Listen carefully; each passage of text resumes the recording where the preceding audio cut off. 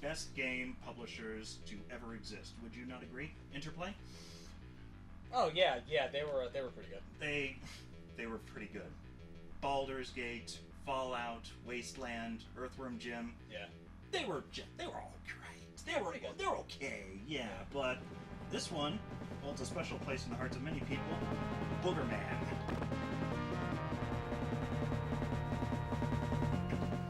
So. Yeah, somewhat. Yeah, released through the Super Nintendo and Sega Genesis. Can't really tell you which one's better because we only have the Genesis version. The audio is probably better because you love Genesis audio. I do. I like it very much also. It has its it can't be as operatic as Super Nintendo, but in terms of like that bass note and that other good stuff. But and you'll be hearing a lot of bass notes considering how low end heavy the game is. Well, to begin with, we have a bit of backstory in that the Boogerman himself, who has an alternate personality of some sort of scientist man, is working on a secret device called the Excrement. Get it?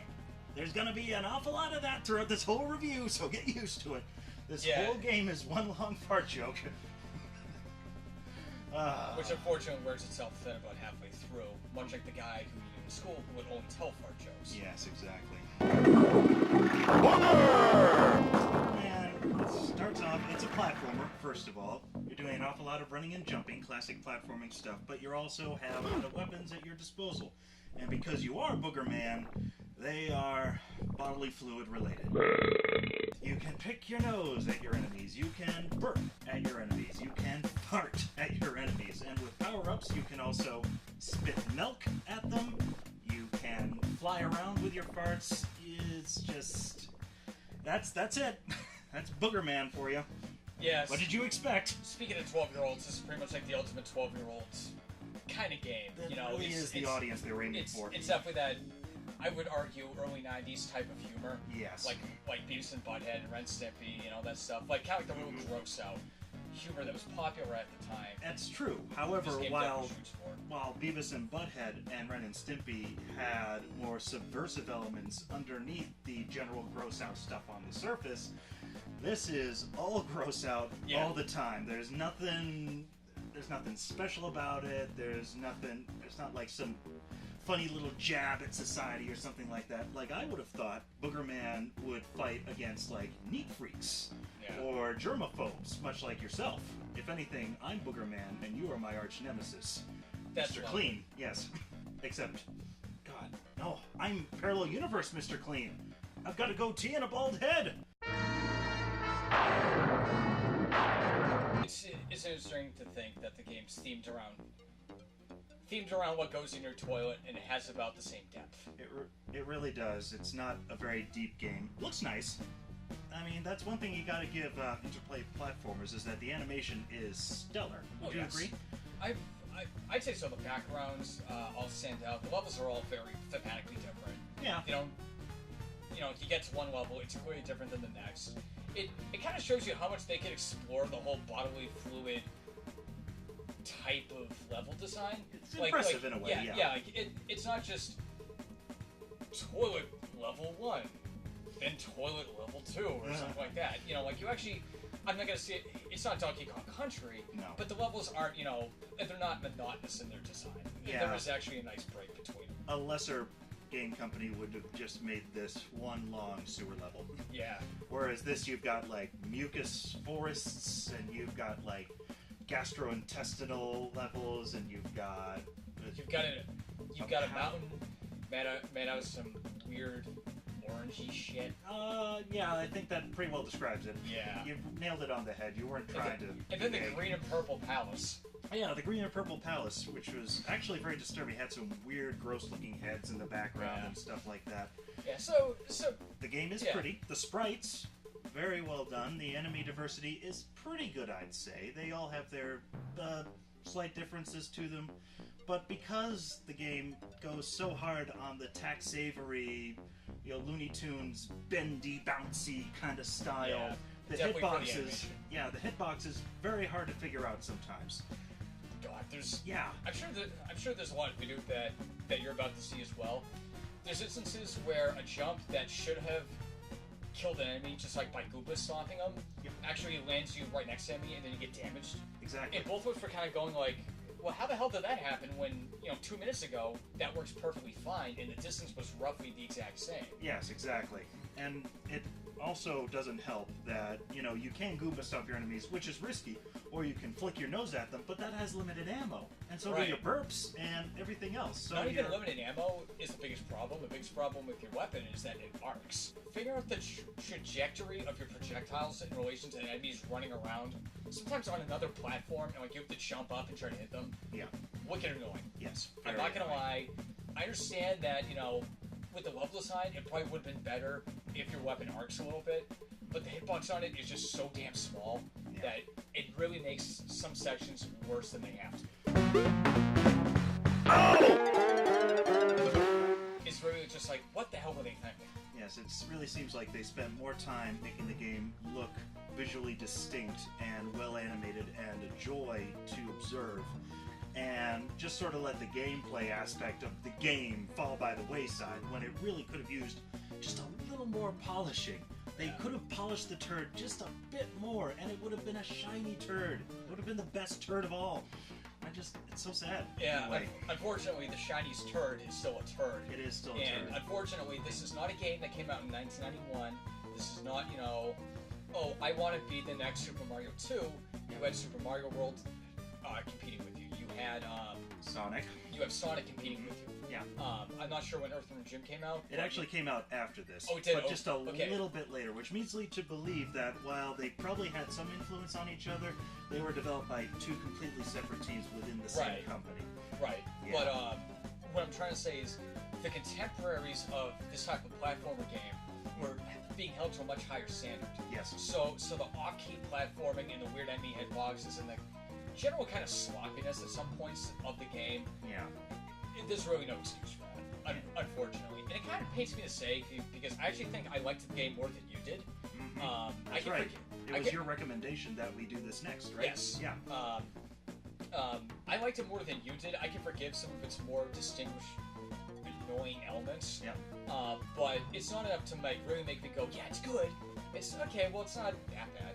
Yeah. You, on the other hand, I'm sure... I have several problems, which I will list right now. First of all, when you get hit, when your protagonist gets hit in another platform, say a Mario or a Sonic, what does your character do generally? They flicker, right? To indicate that they have temporary immunity to give you a chance to recover. And they have an animation where, they stumble backwards or they're shocked or something like that. Yeah, Boogerman doesn't have that, does he? No, he just kind of flashes. Yeah, no, for a second. No, he doesn't even flash. It's his cape that flashes. Which takes up 10% of his total sprite when he's just standing still or even just walking. Yeah. It's very difficult to tell. And also, again, he doesn't react. He doesn't go, whoa, or something like that. That would have been good. They could have had an animation for that. That would have been funny. Well, they made the sound every time he's hit, but arguably that's not enough. No, it feels... Boogerman feels very floaty. It's disconnected kind of thing. Right. Other platform characters, again, going back to Sonic and Mario, they have a momentum to them. When you jump and you arc, and then you let go of the directional pad, they don't just stop in midair and then drop down like Boogerman does. They continue going forward.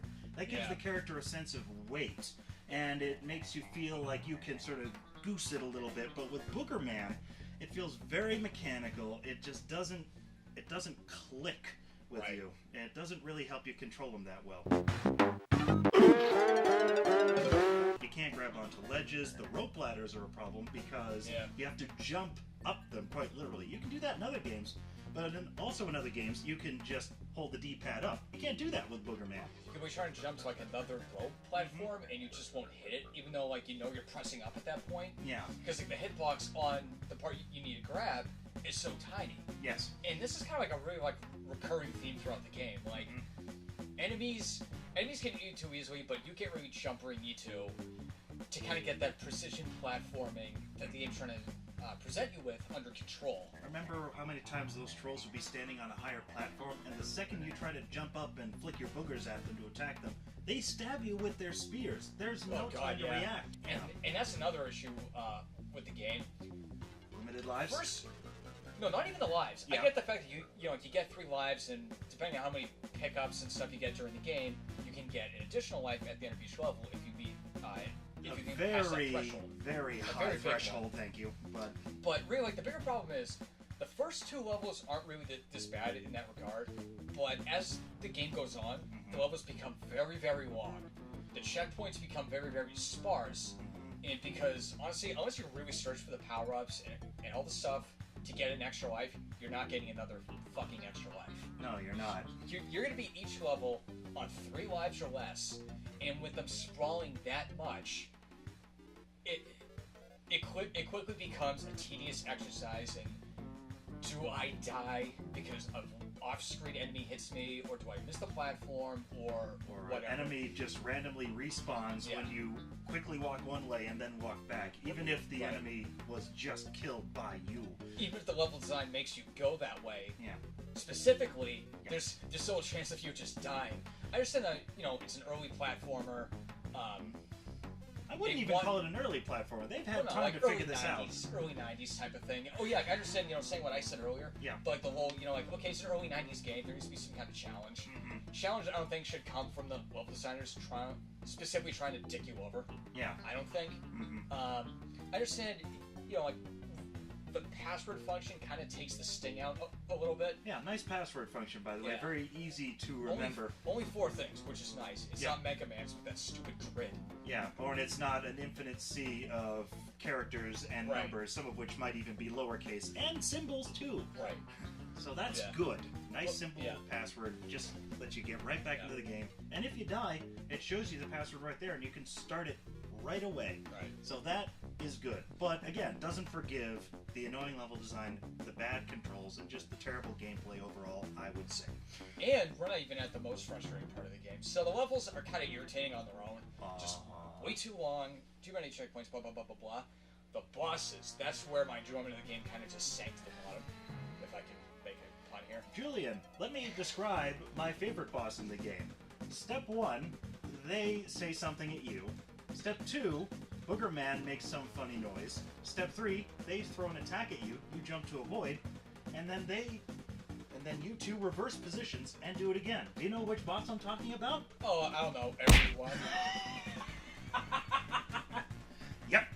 Every single boss, with slight variations, subscribes to that exact same pattern. It is so dull. It's the same arena, the same boss patterns, because like, they each have an attack where they have a projectile that goes along the ground, then they have a projectile that goes along one of the stands. Yeah, and then they run from side to side. Stuff at 3 different angles, and then they run side to side. That's all they do. And that's it. It's like, it was kind of cool the first boss, and it was only cool because like it's the first boss, and you figured that's kind of a gimmick that the first boss in a game like this would have. Yeah, I like Redneck Guy because it kind of reminds me of the first boss in Earthworm Jim, who's the junkyard owner who vomits fish and throws tubas at you, and that's wild and weird. But it's like, then you get the second boss, and then the third boss, and then even the final boss. It's just the same concept. Same thing. And it's weird because the game's not even balanced properly because the final boss was the easiest one of them all. Aha! Well, if it's Booger Boy himself, I'll finish you off, then your worth will be mine. Not if I stop you first. Yeah, I was having difficulty, and then you took over, and 3 turns later, you wiped the floor with him. The problem is the projectiles that the final boss shoots at you can't hit you if you're on the furthest edge of the screen, so unlike every other boss, where the projectiles will just keep going and going, this one doesn't. Yes. So it just becomes, hit them 5, 6, 7 times. In fact, actually, now that I think about it, final boss takes, what, 8-9 hits to kill? Something like the that. The redneck from the very beginning He likes like 20 hits. Yeah, 15, 20 hits. Yeah. So, like, where's the logic in that? I don't understand. Maybe they're just like, okay, the players got this far. Let's just throw them a bone. I'm tired of being a dick. Come on. Yeah. I'm tired of making the game who gives a shit. I'll be back. The music's alright. None of it really sticks out to me. And, Carpet? Well, the funny thing is, in the music world, we have a term called farty to describe sounds that are just... Really? Just too bass heavy. That must have been what they had in mind. I swear to God, the sound designer was having a lot of fun doing that, because, like, a lot of this music, it's very, like, low in timbre. It's like... Yeah. Or like, whatever. It's not like a Mario soundtrack where, like, the track has a lot of different notes at different pitches. This is all very low pitched. Probably There's that's some high stuff, it's like... Yeah. But that's not the stuff you remember. You remember the yeah, low because that's bass. like 90% of everything. Yeah, that's pretty much it. But, yeah, none of it really stuck out. It's just like, oh, it has music. It also has voices, which was unique for the time. A little. I think it was that point where they figured out that they could put voices on the Genesis. Yeah. So they're like, quick, shove as many voices into the game as we can. It's a selling point. We can put it on the back of the box. Rad! Oh! Cool! Get him, Buck! Get him! Stick to the stick! Yeah, that's stuff for your old man! It's like, yeah, the game isn't very well designed, but technically, it's great. It has voices in it. I really think that's what they were actually going for. They were going for a technical achievement with great animation, and it has voices in it, real human voices, and also it has boogers. So they're trying to win over the technical guys and the toilet humor guys. And it's just sort of... It stretches itself a little way too thin. It's weird. It's just, I don't understand the logic behind some of the decisions really, made. the problem with this game, thematically, is the fact that the premise alienates everybody, I feel. Or at least like a good percent of the consumer base. It's like, people get, okay, I got Blue Hedgehog fighting robots to, stop Dr. Eggman. Or even like an Italian plumber in Fantasyland. A guy who uses boogers to fight other boogers in Boogerville. Yeah. It's like, oh, that's the thing. I think the evidence of this is they tried to do a Kickstarter for a new Boogerman game. When was this? 2014. Really? And it completely flopped. I'll be back. It's not particularly a well-remembered game. It doesn't seem to be very memorable. And I remember playing it back when I was a kid. And I'm like, oh, we have that. I remember playing that when I was younger. And then I'm like, I think I really only played it for one summer. And that's because I had already beaten Sonic 3 in one sitting. Yeah. So, like, when you're at the top, there's only one way to go, and it's down. Yeah. So I settled for the lesser product, and that's kind of what happened here. I actually remember taking my Genesis over to babysit some of friends' kids, and they were all over Sonic. They were all over Earthworm Jim, and they played Boogerman for a couple minutes. They had a good laugh about him farting and burping and all that stuff. And then it just started dying over and over again, and they're like, "This isn't fun." Yeah, the joke wore thin. The joke is dumb. Boogerman sucks. Yeah. So I'm sure that's them and not just you talking in that kind of voice. Well, yeah.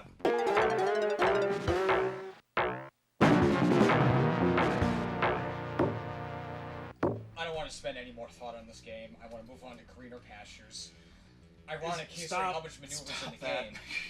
Stop it. So, it's kind of a forgotten obscure title left in the dustbin of forgotten obscure titles, along with Arrow the Acrobat and Bubsy. Would you say it's as bad as those? Arrow was a little entertaining, as I remember. Yeah. Bubsy was shit, always has been. Yeah. No, I'd say it's in the middle. It's just, it's average at best. I think consistently it's just average or below average, depending on what section of the game I'm annoyed at the most presently. Yeah. So I would say, if you can find this for like $5, maybe worth 5 minutes, $1 a minute kind of thing. Maybe. It's a novelty, It's there just to say, hey, I've got a game called Boogerman. Right. You want to see what it's like? They're like, Yeah, that's pretty much it. Yeah. That's all you...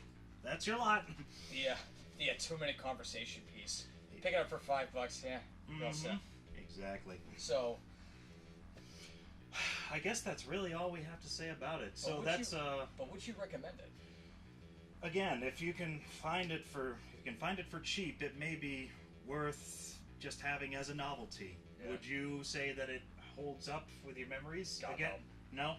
Even for $5, you can get better Genesis platformers. Probably. Earthworm Jim will probably run you $5. Rocket Knight Adventures would probably be something similar. Vector Man. Any Sonic game will run you $5. Yes. Like, you know, unless like you really want to fill the shelf space in, you kind of don't need to.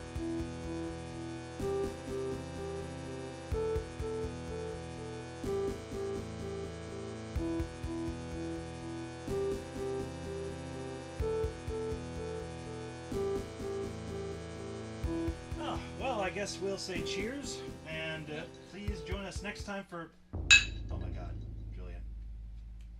I see alien geometries. In our horizon. What could it possibly be? It's indescribable. Sounds like another Halloween episode. We can't turn the camera towards it because then we'd have to actually render something.